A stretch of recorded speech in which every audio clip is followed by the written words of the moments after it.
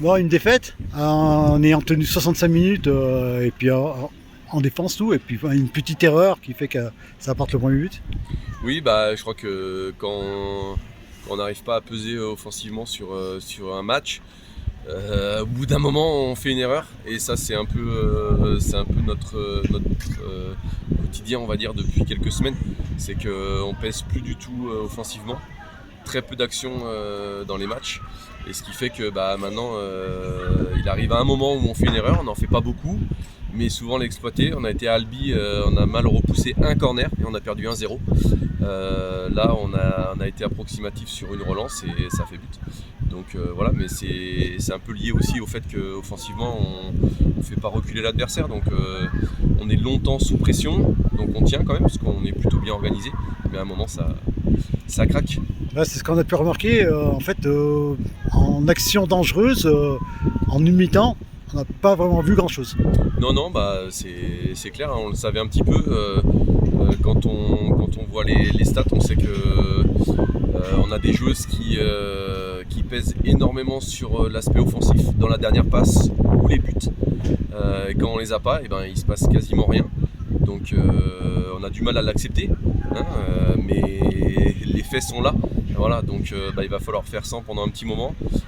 Donc il faut qu'on trouve des solutions. Voilà, c'est à nous de réfléchir, mais c'est vrai que dans l'état actuel, on se dit par un 0-0, c'est difficile puisque pas de but contre Nice, pas de but contre Albi.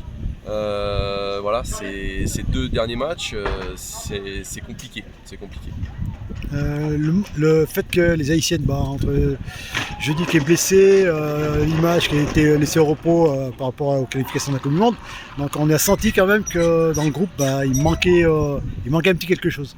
Ouais, après Chelsea est bien rentré, Modeline a un petit peu plus de mal parce que les plus jeunes aussi, il faut un peu plus de temps, je pense. Mais après, c'est surtout l'apport offensif parce que je pense qu'au milieu, on a comblé un petit peu l'absence de Jennifer Limage. Mais c'est vrai qu'offensivement, Shirley jeudi, c'est la moitié de nos passes décisives et c'est la moitié de nos buts. Même peut-être un petit peu plus statistiquement. Donc c'est vrai que elle est souvent déclencheur dans la dernière passe et le but, et même des fois dans l'avant-dernière passe.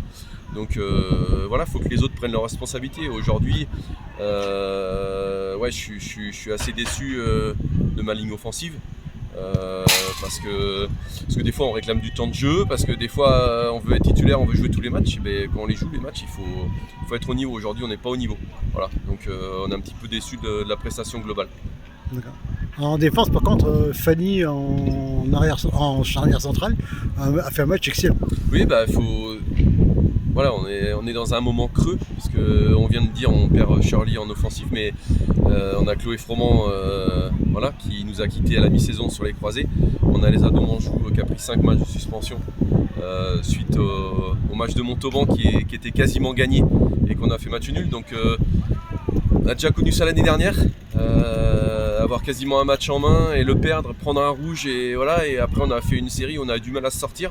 Et là on est dedans. On était à Montauban quasiment avec les 3 points et on s'est retrouvé avec un match nul, une joueuse en moins, et depuis on a du mal un petit peu à se remettre en route, quoi. Donc il y a un match très important à Yzeure en retard la semaine prochaine, donc il faudra savoir ce qu'on veut faire.